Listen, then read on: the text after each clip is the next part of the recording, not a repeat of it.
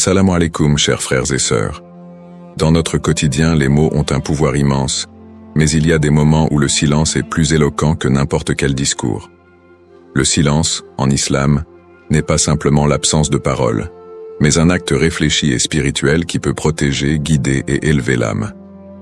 Dans cette vidéo, nous allons explorer 5 situations clés où un musulman doit impérativement choisir le silence. Nous verrons comment cette pratique, loin d'être une faiblesse, renforce la foi, préserve la dignité et favorise la réflexion intérieure. Avant de commencer cette vidéo, je vous invite à vous abonner à notre chaîne et d'activer la cloche de notification pour rester informé de nos prochaines publications sur la foi islamique. Merci et bonne vidéo. Avant de commencer, je voulais vous dire qu'il y a quelque chose de vraiment spécial à la fin de cette vidéo. Si vous avez des questions ou des commentaires en cours de route, n'hésitez pas à les laisser en bas. J'adore avoir vos retours. Allons-y. Rester silencieux au bon moment peut être la clé pour éviter les erreurs, respecter les autres et se rapprocher d'Allah. Situation 1. Lors des disputes et des conflits. Explication. Les disputes et les conflits sont des situations où les émotions prennent souvent le dessus, menant à des paroles blessantes et irréfléchies. En islam, il est vivement recommandé de rester silencieux dans ces moments-là pour éviter de dire des choses que l'on pourrait regretter plus tard. En intervenant dans une dispute, il y a un risque de renforcer le conflit plutôt que de le résoudre. Le silence permet de prendre du recul, de réfléchir à la situation et de répondre de manière plus sage et pondérée si nécessaire. En outre, rester silencieux peut désamorcer une situation tendue, évitant ainsi que le conflit ne s'envenime. Référence religieuse. Le prophète Mohammed, paix et bénédiction sur lui, a dit dans un hadith rapporté par Al-Bukhari, « Celui qui croit en Allah et au jour dernier doit dire du bien ou se taire. » Ce hadith met en évidence l'importance du silence lorsqu'il n'y a rien de bénéfique à dire. En choisissant de se taire, on évite de dire des paroles qui pourraient nuire à autrui ou aggraver un conflit. De plus, le Coran encourage la paix et la réconciliation dans les situations de conflit. Allah dit dans le verset 34 de la sourate Al-Fussilat, 41-34, « La bonne action et la mauvaise action ne sont pas égales. Repousse le mal par ce qui est meilleur. Et voilà que celui avec qui tu avais une animosité devient tel un ami chaleureux. » Ce verset souligne que la meilleure réponse à une situation de tension n'est pas de répondre par des paroles blessantes, mais par le calme et la sagesse. Conséquences. Le choix de rester silencieux lors d'une dispute peut avoir des impacts positifs profonds sur les relations interpersonnelles. D'une part, cela permet d'éviter que des mots prononcés sous le coup de la colère ne viennent briser une relation. D'autre part, le silence montre une maîtrise de soi, un respect pour l'autre et une volonté de ne pas alimenter le conflit. Cela peut également encourager l'autre personne à se calmer et à réfléchir, ce qui ouvre la voie à une résolution pacifique du différend. En effet, le silence réfléchi peut être perçu comme un acte de sagesse et de maturité. Il montre que l'on préfère préserver la paix plutôt que de chercher à avoir raison à tout prix. Cette attitude peut transformer une situation potentiellement destructrice en une opportunité de croissance personnelle et spirituelle. De plus, en choisissant le silence, on suit l'exemple du prophète Muhammad, paix et bénédiction sur lui, qui privilégiait toujours la paix et la réconciliation dans ses interactions. Ainsi, rester silencieux lors des disputes et des conflits est non seulement un acte de foi, mais aussi un moyen puissant de renforcer les liens entre les individus et de vivre en harmonie avec les enseignements de l'islam.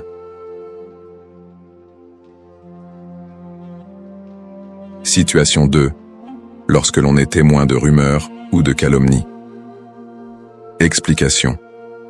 Être témoin de rumeurs ou de calomnies est une situation délicate qui requiert un grand sens de la responsabilité.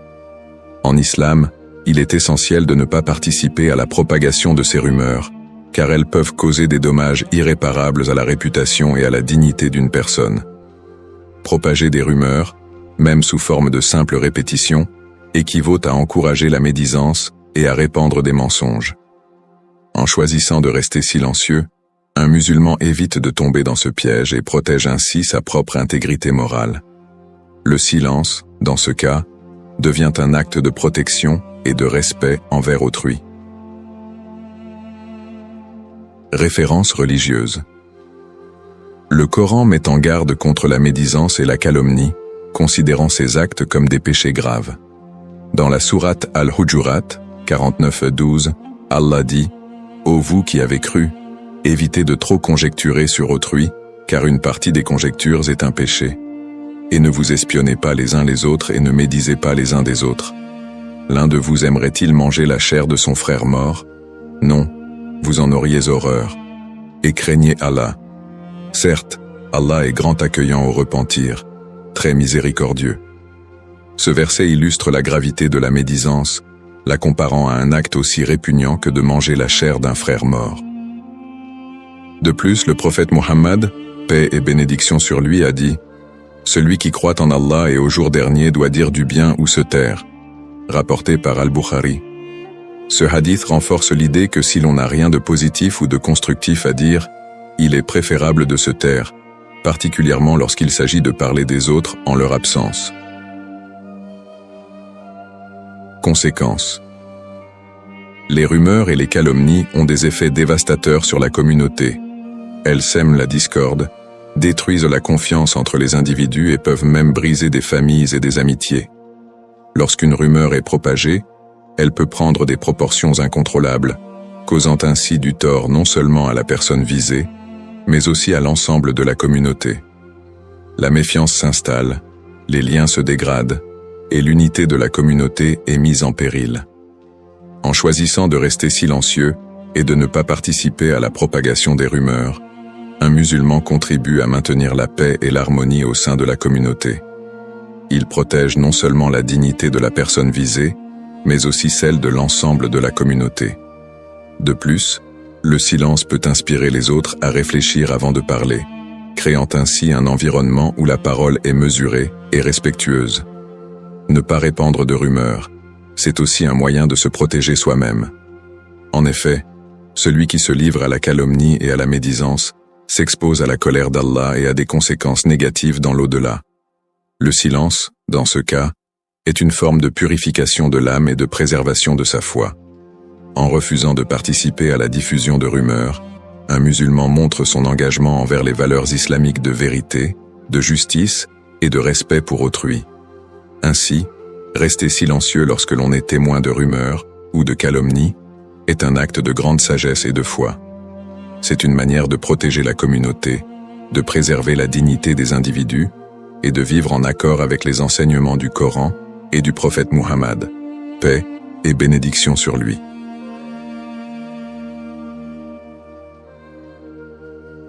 Situation 3. Dans les discussions inutiles ou futiles. Explication.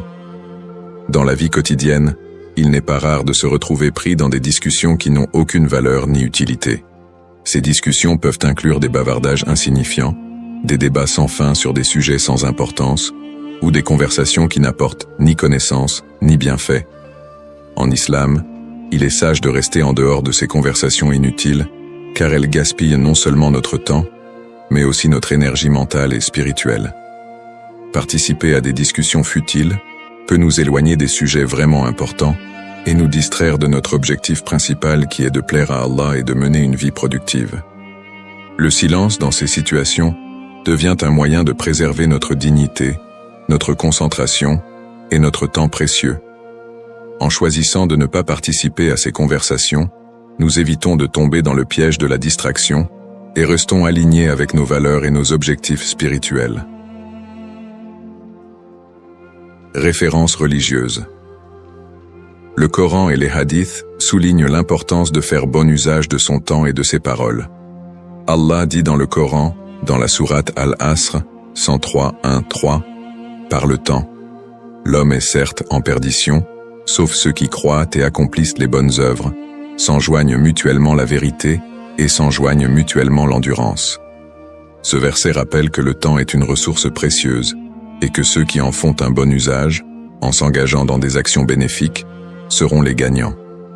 De plus, Le prophète Muhammad, paix et bénédiction sur lui, a dit « Fais partie de ceux qui préfèrent se taire, car c'est ce qui éloigne le plus des erreurs. » Rapporté par Al-Tirmidhi. Ce hadith souligne la sagesse du silence dans les situations où la parole n'apporte aucun bénéfice.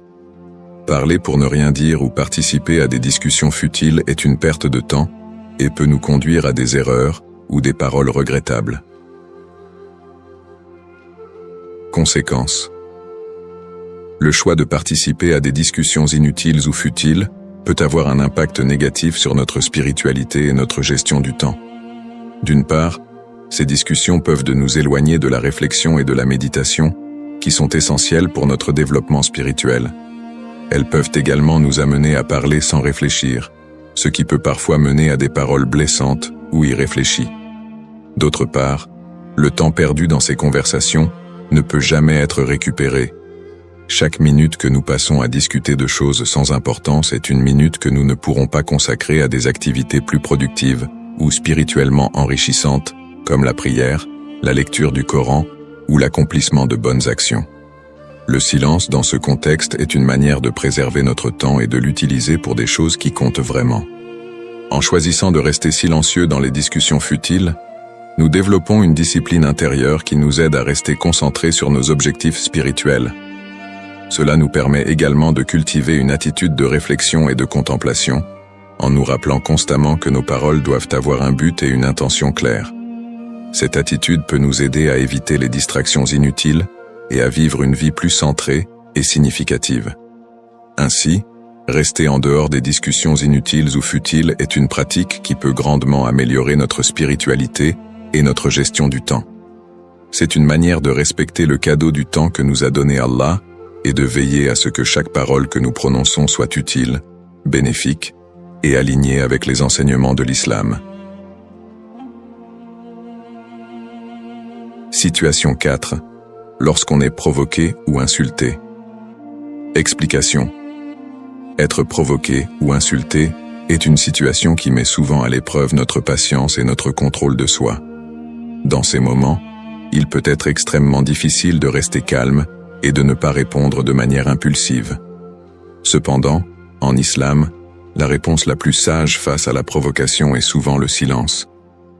Ce choix de ne pas réagir aux insultes et provocations est une manifestation de force intérieure et de maîtrise de soi.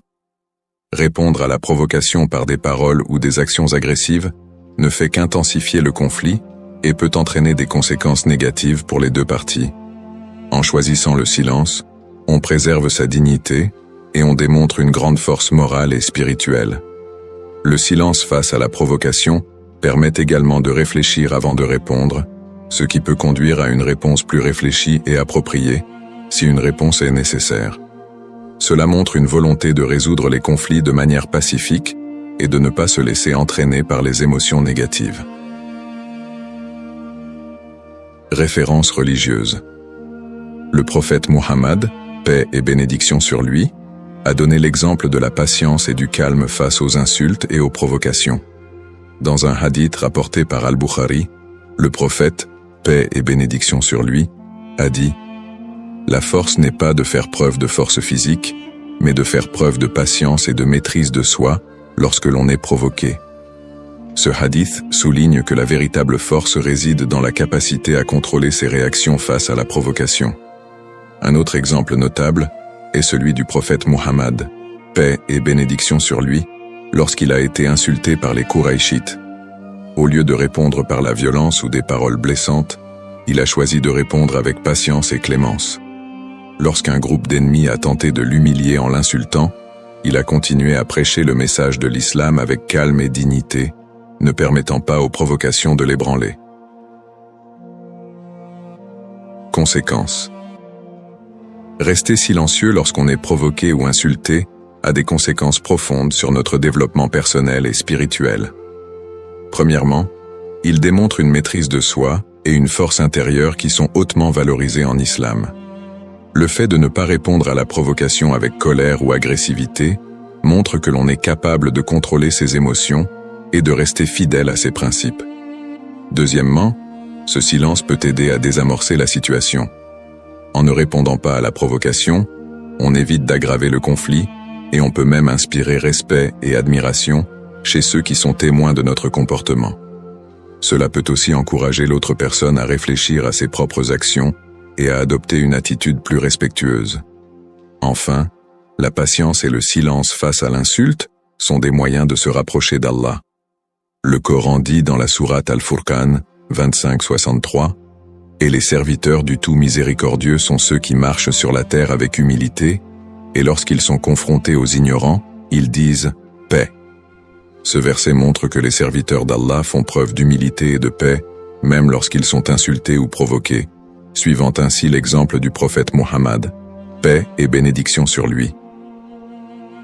En somme, rester silencieux lorsqu'on est provoqué ou insulté est un acte de grande sagesse et de force intérieure. Cela démontre une maîtrise de soi, une patience admirable, et un engagement envers les principes islamiques de paix et de respect. C'est une manière puissante de montrer que l'on est au-dessus des provocations et de renforcer sa propre dignité et celle de la communauté. Situation 5. Lorsque l'on est confronté à des opinions divergentes. Explication. Lorsque nous sommes confrontés à des opinions divergentes, il peut être tentant de défendre notre propre point de vue avec force. Cependant, il est souvent plus sage de choisir d'écouter attentivement plutôt que de parler immédiatement. En islam, écouter activement et respecter les opinions des autres sont des comportements valorisés qui favorisent un dialogue constructif et une meilleure compréhension mutuelle. Au lieu de répondre de manière impulsive ou de chercher à imposer notre opinion, prendre le temps d'écouter permet d'aborder la discussion avec une attitude ouverte et respectueuse. Cela peut aider à clarifier les malentendus, à réduire les tensions et à trouver des terrains d'entente. Référence religieuse. Le Coran encourage l'écoute active et le respect des opinions. Dans la sourate An-Nisa 4:59, Allah dit « Ô vous qui avez cru, obéissez à Allah et obéissez aux messagers et à ceux d'entre vous qui détiennent l'autorité. Si vous vous disputez en quelque chose, renvoyez-le à Allah et aux messagers, si vous croyez en Allah et au jour dernier. » Ce verset montre que les disputes doivent être résolues avec respect et en cherchant des solutions en accord avec les principes islamiques, plutôt que par confrontation. Le prophète Muhammad, paix et bénédiction sur lui, a également donné l'exemple en matière d'écoute et de respect des opinions. Dans un hadith rapporté par Al-Bukhari, le prophète, paix et bénédiction sur lui, a dit « Celui qui n'a pas de patience avec les autres, il n'est pas patient avec lui-même. » Ce hadith souligne l'importance de la patience et de l'écoute dans les interactions avec les autres, même lorsqu'il y a des divergences d'opinion. Conséquences. Lorsque nous choisissons d'écouter plutôt que de parler face à des opinions divergentes, nous favorisons un dialogue constructif et respectueux. Cette attitude permet d'éviter les conflits inutiles et de créer un environnement où chacun se sent entendu et respecté. En écoutant activement, nous pouvons mieux comprendre les perspectives des autres, ce qui peut conduire à des discussions plus enrichissantes et à la résolution de problèmes de manière collaborative. De plus, cette approche contribue à développer des relations plus solides et harmonieuses. En montrant du respect pour les opinions des autres, même si nous ne sommes pas d'accord, nous créons un climat de confiance et de compréhension mutuelle. Cela peut également encourager les autres à adopter une attitude similaire et à participer à des discussions plus équilibrées et productives. En choisissant d'écouter plutôt que de répondre de manière hâtive, nous faisons preuve de maturité et de sagesse. Nous montrons que nous sommes ouverts au dialogue et prêts à considérer des points de vue différents, ce qui est essentiel pour la croissance personnelle et spirituelle. Cette attitude peut également inspirer les autres à faire preuve de la même ouverture d'esprit et de respect, renforçant ainsi les liens au sein de la communauté. En somme, rester silencieux lorsque l'on est confronté à des opinions divergentes est une démarche qui favorise la compréhension et le respect mutuel. C'est une manière de montrer que nous valorisons les contributions des autres et que nous sommes prêts à travailler ensemble pour trouver des solutions communes. Ce comportement est non seulement bénéfique pour les relations interpersonnelles, mais aussi en accord avec les enseignements islamiques sur le respect et l'écoute.